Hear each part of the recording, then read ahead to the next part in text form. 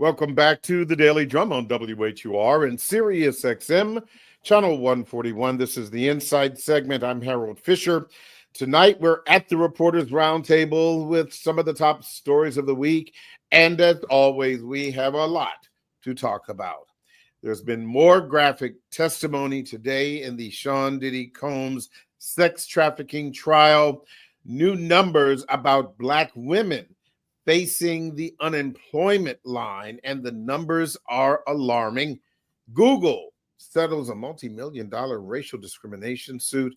The Supreme Court is hearing arguments about birthright citizenship, and lights, camera, action. DC's new attorney general, or U.S. attorney, that is on the job. But joining me to talk about this are Misha Green, managing editor of the Washington Informer, Reese Colbert, journalist and host of the Reese Colbert Show on Sirius XM, and Curtis Crutchfield, veteran broadcaster and former news director at Prince George's Community TV. Thank you all so much for joining the program. As I said, we've got a lot to get to, so let us start. I really want to talk about this story this week from the U.S. Department of Labor that says last month, Black women lost more jobs than any other demographic group. They saw their unemployment climb by 106,000 in April. Reese, I'll start with you. What's going on here? These are definitely alarms sounding for Black women. Yeah, it is. It is alarming. And I'm sure that's a feature, not a bug, for this Trump administration. The attacks on DEI, the attacks on education, the attacks on federal government. Black women are overrepresented in some of those areas. And so it's not a surprise that they would be the first on the chopping block when it comes to the destructive policies that are detrimental to this economy and to the country. So it's alarming, and it's messed up because Black women are not the reason why we're here. We voted for Kamala Harris. We voted for a much better way of doing business in this country. And unfortunately, Trump is what we got. Misha, your thoughts about this? Well, it is, again, as Reese said, not at all alarming. Yeah, I must uplift the words of Malcolm X, whose birthday we're celebrating this week, as 100th, his centennial, I should say, who noted years ago that Black women are the most unprotected and disrespected. And so here we are at a time where diversity, equity, and inclusion are already not valued or appreciated. And we know that, we could talk about stats all day, and that Black women were also on the bottom of the list in terms of getting these DEI opportunities, if you will. But of course, they're the first on the chopping block. And it is not at all surprising, but I think a wake-up call in terms of the work that needs to be done. I am seeing a lot of Black women in the entrepreneurship space really being a leader and helping their sisters not only find opportunities where they can make money on their own, but also bringing them into their businesses and opportunities. I think there needs to be a lot more conversations, though, about what we're doing to address these unemployment rates for Black women, because the domino effect we're going to see in so many places. We already know housing is a big issue that affects Black women. Healthcare is an issue that affects Black women. Food insecurity. And so then they're losing their jobs. On top of that, the trickle-down effect is something that I haven't really seen a lot in the report, because right now we're just talking about the Bureau of Labor Statistics saying this is a problem. But I think it's something certainly that when Black women get a cold, it turns into a flu very, very quickly for our families. Yeah. Misha, thank you for the Malcolm X reference. Leave it to you to make a Black response, blackety black. Let us. You know it. Yeah, absolutely. You're definitely dependable in that regard. Curtis, again, these are unfortunate numbers, and obviously we've had some high profile women like the the former librarian of Congress, but just in Prince George's County, for example, there are so many women who are breadwinners, and we've seen those former government employees lose their jobs, and I think this is really indicative of what we're seeing with these numbers.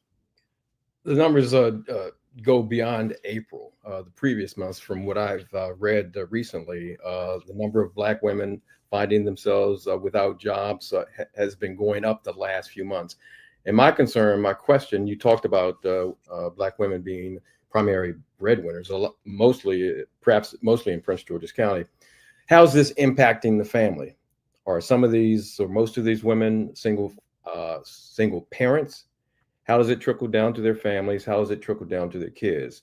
Are their kids about to begin college? What's going on? What are their plans for their kids for the summer?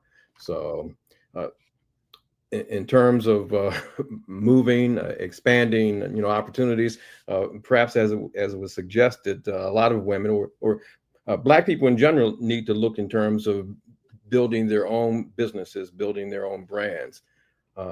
And getting away from public sector employment. So I think that's going to force a lot of people to be creative and develop opportunities for themselves. Yeah, I agree. And it's one thing when during the pandemic everyone was forced to pivot, but this is pivot 2.0, particularly for Black women. I do want to move on to a story that I find particularly disturbing, and that is the plane load of Afrikaners from South Africa who arrived on Monday with expedited citizenship and given refugee status by the Trump administration. And I just want to say, for those of us of a certain age, and Curtis, I'm speaking about you and me, when you and I worked together years ago here at WHUR, and the kind of work that we did regarding the apartheid stories here in the District of Columbia, talking to people like Randall Robinson of Trans Africa, having correspondent Subri Govender, who was doing work for us, reporting directly from South Africa, and of course, here when Nelson Mandela was released from prison. And so I'll start with you, Curtis, from your thoughts about the institutional memory and what that means for this moment. Well, one of the president's big time supporters, however you want to describe Elon Musk, everyone know he grew up during apartheid in South Africa, and one has to suspect that this initiative to bring white South Africans over here is because of Musk. Now, Trump has alleged they're suffering from discrimination from a now majority Black ruled South Africa. Now, where was the American sympathy? Where was the American empathy for South Africans during apartheid, when Blacks were being killed without justification, when they were moved into squatter camps? There were a number of massacres, the Sharpsville massacre, the murder execution in prison of Stephen Biko. So does Trump remember that? Does Trump care about that? And if they're brown, if people who want to come migrate to America, if they're brown, there's a problem. If they're from South Africa and white, what's the issue? He's helping them. But in terms of people who look like you or me, us, if you will, there's a problem. So Yeah. Reese? Yeah, I mean, this is another example of how the pretext for which Donald Trump says the policy is based on is complete BS because there's no persecution happening to these people. But it also shows the premium that he puts on whiteness. You know, he sat up there, he launched his campaign in 2016, going on a rant against Mexicans, saying they're not bringing their best. This is the best that they have from South Africa? The people look like they could be in somebody's trailer park, okay? So I'm like, you bringing in, you know, the trailer parkers of South Africa on our taxpayer dollars, by the way, because they were brought in on chartered jets that are paid for by us. And I mean, this ended up even affecting the relationship with the Episcopal Church and the United States government because these people are going to need resources from the United States government or from, you know, philanthropic organizations. Isn't that what you talked about? The problem being with all these other immigrants.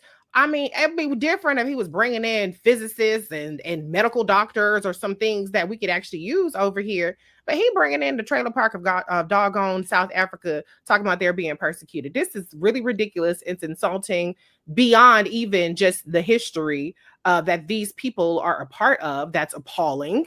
And to be defending that. But just looking at these people is annoying to me because I'm looking at them like, you could have left them over there if your criteria is people that are actually going to contribute to this country. Yeah. Misha.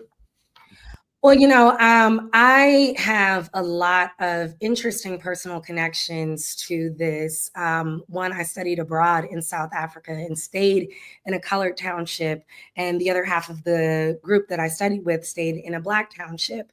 And so though apartheid has ended technically, and while I was there, we were celebrating the 90th birthday of Nelson Mandela. But the effects of apartheid is still very real. And the racism, though expressed in a very different way, and I as a Black American celebrated the fact to have had such a history, and then to have a Nelson Mandela as president, I mean, was such a beautiful sign of progress. And so I don't want to take that from the South African people, but there is still so much work to do there in terms of true equity. And the numbers say it all. 7% of the population are Afrikaners, and yet they own 70% of the land still. There is no equity there.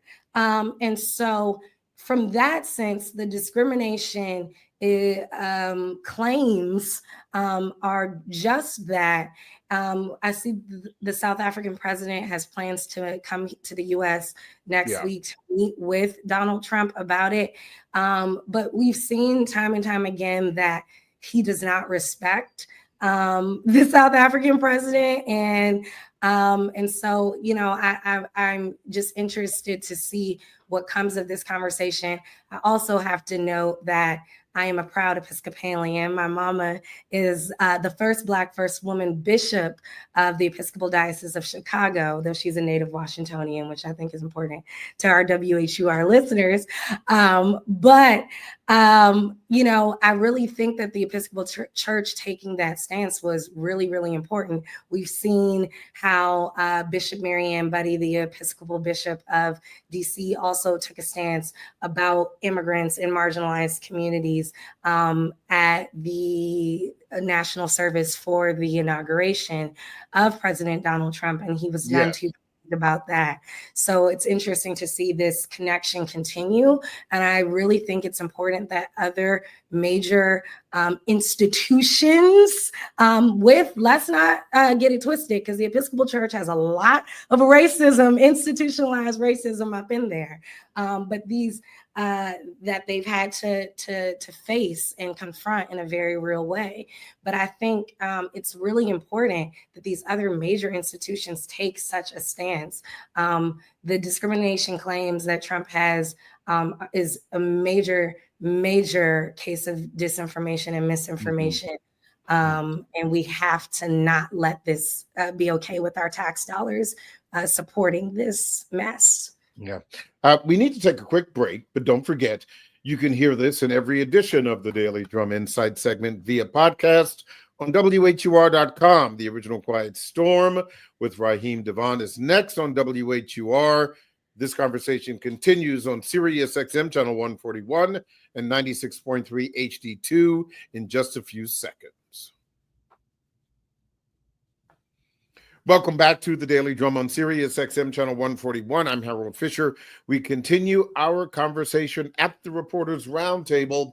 We're talking about some of the top stories of the week. My guests are Reese Colbert, journalist and host of the Reese Colbert Show on Sirius XM, Curtis Crutchfield, veteran broadcaster and former news director at Prince George's Community TV, and Misha Green, managing editor of the Washington Informer. One more comment about this, and again, I'll go back to you, Curtis. It seems to me that Americans have very short memories, and that they say those who do not remember history are doomed to repeat it. And do you believe that there should be a bigger outcry about the Afrikaners being given the citizenship as well as refugee status? I would like to think so. There's a clear contradiction in policy.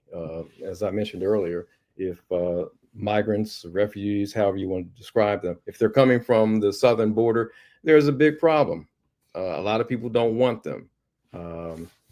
There's the attitude, there's the racist attitude, white supremacist attitude, and in a lot of spheres, they want people to go back to where they come from, quote unquote. Can I imagine people saying that to the Afrikaners coming here under the Trump administration? I doubt it. Interesting. We will continue to watch that. I do want to move on now to the Sean Diddy Combs sex trafficking trial.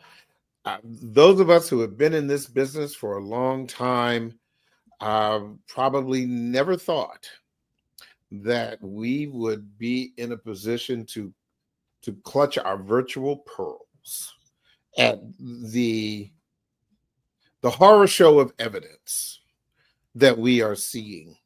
And I'll start with you, Reese. The video of him beating Cassie Ventura in the hotel, that's almost mild considering the kinds of testimony that we've heard from Cassie Ventura and the discussions about the stills from video of these so-called freak-offs that she supplied to the prosecution. Yeah.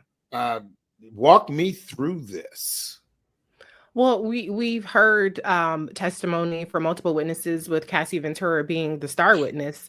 That's really heinous. It's really heinous. And it's part of a foundation of the ultimate thing which he's charged with, which is RICO charges.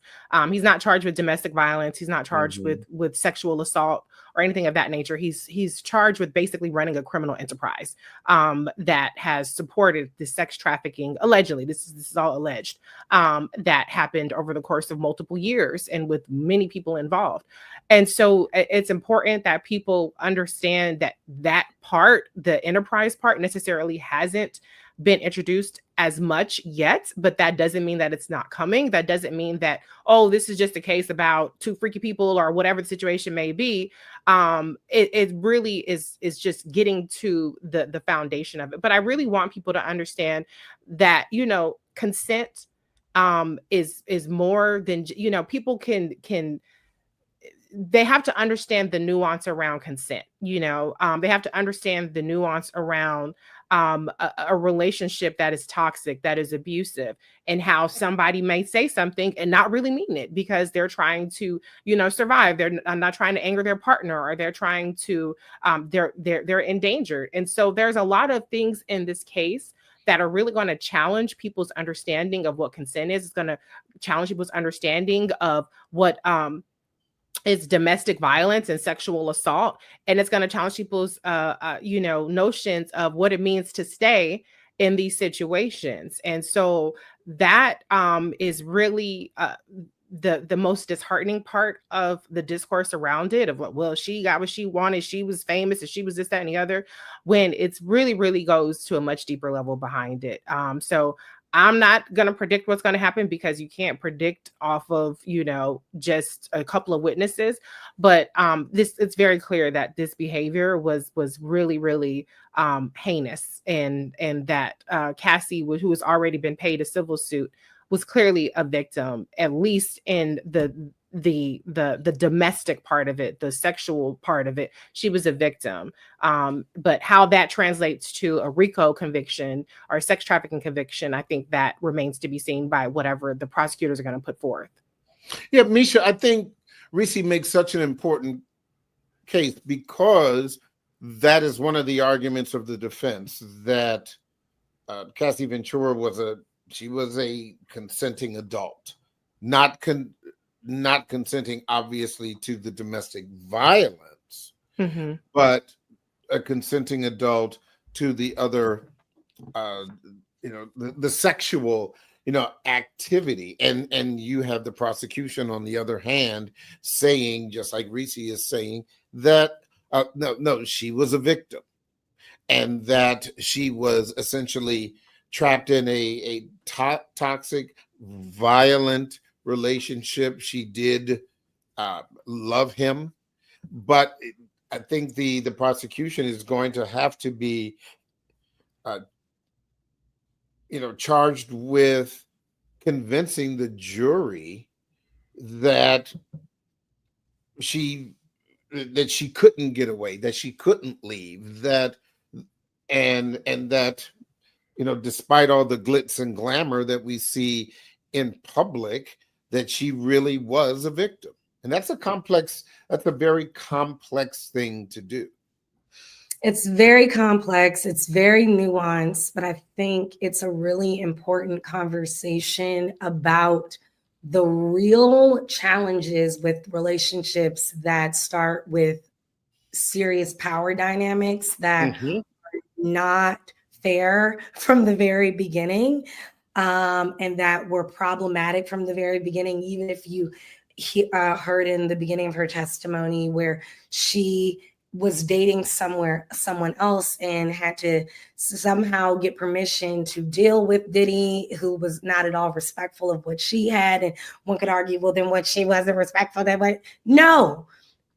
Cassie was she was a victim from the very beginning, because the power dynamic was not at all fair. You have Sean, I don't remember if he was still puffy at the times, but Diddy, or whoever he was, Combs, and Cassie, who I think I might have been Reese and I on the show when it first happened, but I think when the tape first dropped, but who I can only remember, her one banger of, and the rest was tied to this man. And so when you have, people are saying, having all these conversations about particularly the cross-examination, that there are texts proving that she wanted to be involved in order to impress him, or that there were times where after they broke up, she went back to have a parting date. But this is all, again, manipulation involved, and a power dynamic involved that really was not at all equitable. And so when you get to somebody like Cassie Ventura now, and even her bravery a few years ago, I really look at her as being able to walk in her power now, and to really be, she is now a wife and a mother, and now speaking up for herself, and a power that she did not have in her years with Sean Combs. We're talking about a victim from the very beginning, and somebody who was not his first victim. If you look at images of his baby mamas. If you look at some of the other people who have come out saying that they were abused by Sean Combs, this is not something that we can play around with. And so my hope in the reporting of this, and as folks are having conversations, they bring in the experts, because as a layman, and as just a grown woman, I know that Cassie was a victim, but I want to hear from the people who can break down exactly why those text messages were sent, exactly why she might have had to go back for that last date, why there was still communication, because I contend it was a part of Diddy's manipulation from the very beginning.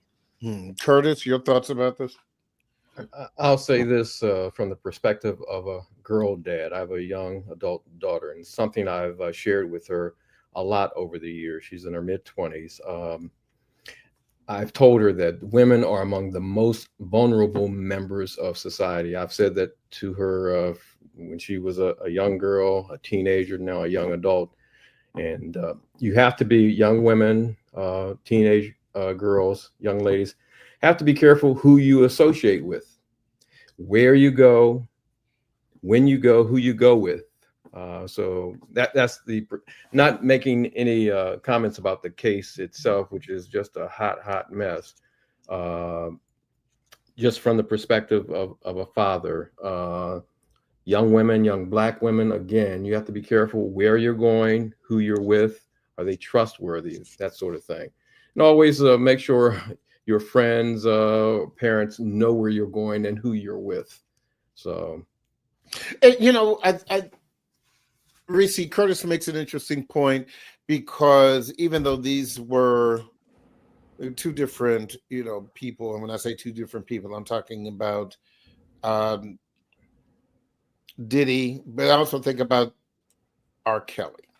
Mm-hmm. And, we're at the very foundational level, we're talking about, in R. Kelly's case, abuse of young girls and young women. In Diddy's case, the alleged trafficking of young women. But it's star power, and power is very intoxicating. Mm-hmm. And there are times when it can probably be said that in that circle, even before there was a Cassie Ventura factor, it can be said that people knew that there were issues with Sean Diddy Combs, and yet, there were not just a Cassie Ventura, but there were a lot of people who were attracted to, dare I say, his light. And afterwards, when all of this came out, then it was, Curtis, did you go to the party? Reese, were you at one of those parties? Misha, did you go to one of those white parties? What did you see? And I think that's one of the other big messes here, that there were always rumors that there were problems, Reese, even before the Cassie Ventura issue came up. Well, I think that, people mostly looked at it as like, oh, Diddy's into freaky stuff, and not necessarily not necessarily taking another thought about, well, like Misha already mentioned, the power dynamics, and how it may not be as clear cut as, oh, people want to get down with Diddy, or people want to live this glamorous lifestyle. And so being in close proximity to him helps their careers. It helps them be more glamorous and things like that. But I think it's important, I'm a mother of a young girl, and yes, of course, we're going to tell our children, watch, be careful about this, be careful about that. But I think it's very important that we create a safe space as parents for our children, so that regardless of what you think, a lot of us, you hear when you're growing up, oh, that boy's so nice, or this person is so nice, or that person got this, that, and the other. creating space for them to be like, no, this isn't what it seems, creating that comfort and that protection to where no matter what is going on, that there won't be judgment there, that there won't be dismissal there. And that you as a parent, me as a parent, the most important thing I want to create for my child is that even if you don't do everything right, even if you don't do what I tell you to do, and it has a bad consequence, I want to be there to protect you. And I want to be there to minimize the additional damage that it's going to do to your life. And so we need to have those conversations as well. I mean, to kind of off topic, but there's a new show on Netflix that's a hit show. It's called Forever, and Mara Hill is behind it. And part of it deals with not the same thing, but it deals with, a girl who's keeping a big secret from her mother, thinking that she's protecting her mother and her mother's image of her. And so that's what we have to do, not just as parents, but as a community and as support systems. We have to create safe spaces for people to come forward with things that are happening that don't necessarily paint them as the victim in the best light, but it's important that they know that they're going to be supported, and that regardless of the power, regardless of the fame, regardless of even if it's just the kid down the street, that they're going to be supported. Yeah. Mm-hmm. Let's talk about Google. This story. Carol, I just want to say one go ahead. thing, because everybody's point is important, but we need to make sure that women know that they are certainly vulnerable. We need to create a safe space. But I think that third piece is we need to be particularly men, holding other men accountable in the spaces when they see it happening. Yes. I know, at least I can say for myself, and I'm sure Reese has seen it, even in the things we get invited to as journalists. There are times when we could see some of these larger or bigger names pushing the envelope sometimes, or doing too much. And obviously they're not going to, and I'm not saying they're other journalists. I'm saying we're being invited to the spaces. Let me be right. No, you're absolutely right. And I don't see the other people around them holding them accountable, or saying, you shouldn't have said that, or, whatever. And so part of that power dynamic, and why people feel like, the Diddy's and the R. Kellys feel like they can get to that point, is because no one in their circle is checking them.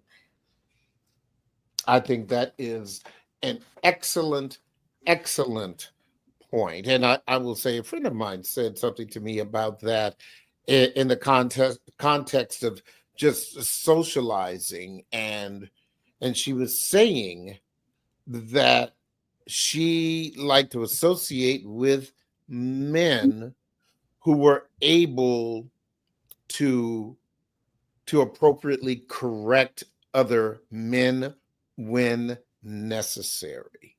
And there was an art to doing that, but it still needed to be done, particularly if the men who needed to be corrected were not listening to women. Yep.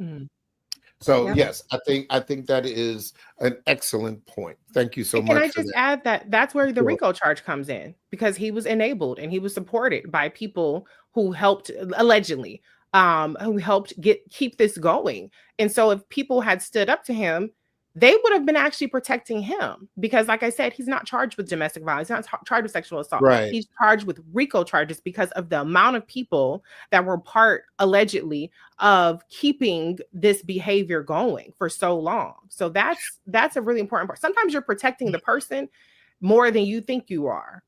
But this is a poor argument, but it's still an argument, Reese. Isn't that the way of the world? We see it with the Trump administration. We see this. We saw it with Michael Jackson. We saw it, in regards to the medicine that he was taking to help him sleep, and we saw what happened with that. We're seeing about this reporting regarding Joe Biden and his health leading up to his deciding not to run for president for a second term. it is very, very difficult to speak truth to power, particularly when the power holds your livelihood in its hands. That's true. And there has to be a line that needs to be crossed. There has to be a speed bump that needs to be driven over to get us to a better place. Yep. But as we know, absolute power corrupts absolutely, and I think that's kind of where we are. On to Google, and this was a story that just kind of didn't hear a whole lot, but Google has settled a $50 million racial bias lawsuit. And the suit accused Google of systemic racial bias against Black employees, workers saying that Google steered Black workers to lower level jobs, paying them less, downgrading their performance ratings, and denying the Black employees opportunities to advance. Google settles, maintains it did nothing wrong. Curtis, do we have to Google with the phrase, is Google racist?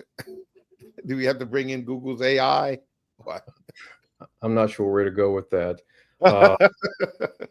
The fact that this case was settled and the fact that it took, I guess, years, it was under litigation for years, under talks for years, it makes you wonder how far back this goes, how persistent it was to rise to a level where employees actually filed a lawsuit. So it had to be really, really, really bad where they wanted to seek legal redress. So I'm sure there are many other corporations that have similar issues, but Google has settled for now. So, but I would say, Misha, that we have seen and heard these attempts to diversify Silicon Valley, to bring Black employees in, to have them have access to the career opportunities, and one would even say the wealth that the Googles of the world provide. So was that window dressing? I mean, apparently, I have to say that these numbers weren't alarming simply because we know the outcomes, the data that we've seen with artificial intelligence in terms of having extreme discrimination. And so if there are not enough people in the rooms and doing the things that needs to happen with these places like Google, we should have known. But I have to say that the extreme low numbers were a bit of a shock to me, because at least from public facing interactions I've had with Google in particular at Black events, in particular, I want to know they have been there and very supportive and front facing and seeming to note that diversity was such an incredible priority for them. I've always been a fan of the Google art on different Black holidays and things like that. And so, it as the saying goes, it looked good, but that's all it did. And when you're seeing these numbers and then hearing the accounts of people getting called angry Black women in the workplace, Google has some explaining to do, though they're saying that and denying all the charges. And at this point, some paying up to do because that's problematic. Google at this point is a verb. It is an activity we all really can't get around doing daily, if not multiple times a day for us storytellers. And so I think it's really, really important that we hold Google accountable, because the power that they have is unreal, and they need Black voices in their offices and doing the work. I quickly need to pivot, Reese. I want to hear your thoughts about the birthright citizenship argument going on today before the U.S. Supreme Court. Gosh, how did we get here? Well, electing Donald Trump twice so that he gets all these Supreme Court justices. But honestly, as much as the heart of the case is about birthright citizenship, the more troubling part of it to me is also what it's going to do in terms of the ability of judges to issue injunctions. Far-reaching injunctions. That is the only thing that has been holding this country together from a dictatorship of Donald Trump, is the fact that judges have stopped his most heinous policies. They have stopped the cruelty of his policies. And if that's taken away, then we are up deep. I'll say that we're going to be in a very bad position. So I don't think, I mean, even if the birthright citizenship part is not decided unfavorably, if the injunction part is decided unfavorably, this president, as Justice Ketanji Brown Jackson said, is a catch me if you can regime. And he's going to do as much as he can and hope that it doesn't catch up with him. And with the 6-3 Supreme Court on the conservative side, it probably won't. Yeah. Real quick, I mentioned at the top of the show, Jeanine Pirro, Fox News host, now the U.S. attorney, the U.S. District. Thank you. Not Attorney General. Help US me. U.S. District Attorney. Yes. Yeah. Thank For you. DC. Curtis, Washington Post said she's not qualified. What does this mean for the District of Columbia? Perhaps she's another Ed Martin. Not sure. She is an attorney by trade. She was a judge at one point, but 20 years ago. Yes. I'm thinking that a lot of people in this area in the DMV will probably look at her as a carpetbagger, much like they saw Ed Martin. Now, she's been a valued, loyal supporter of Donald Trump. First and foremost, that's why she got the job. She's getting the job as acting attorney general. I raised the question, why not necessarily her, but why is he appointing acting attorney generals? Martin had the position for several months, and now Pirro, she's been appointed acting attorney general. Now, how long she'll be in that role, it remains to be seen. In terms of her actions and policies, I think they'll be similar to what we've seen from Ed Martin, who was a January 6th sympathizer. He supported a number of the January 6th defendants. So, and she also was mentioned in the voting case where Fox had to pay that $787 million settlement when she was espousing the lies about the election being stolen. Out of time, everyone, but thank you all so much for your insight and your intelligence. We've got Harold, a lot. I'm just gonna say briefly, real quick, editor, and I got a fact check. Her title is the U.S. Attorney for the District of Columbia. Brian Schwab would not be happy with us calling him Attorney General. Exactly. Attorney General. Thank you, U.S. Attorney. Thank you. Brain lock. Yeah, definitely brain lock. Thank you so much, Misha. Had to get that in before we had to roll out. Thank you all so very, very much. I appreciate it. That is the Daily Drum for this Thursday, May 15th. I'm Harold Fisher. Good night.